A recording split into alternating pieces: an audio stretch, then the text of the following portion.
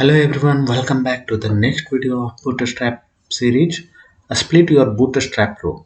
Now that we have a Bootstrap row, let's split it into two columns to house our elements.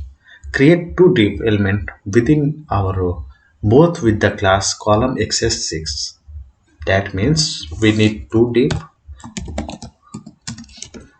with class equal to column access 6,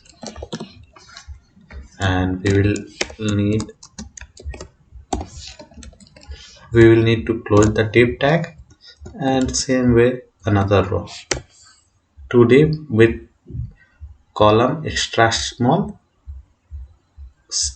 column 6 columns on extra small screen size. Let's run the test and download my solution, and thanks everyone for watching. See you in the next video. Till then, bye bye.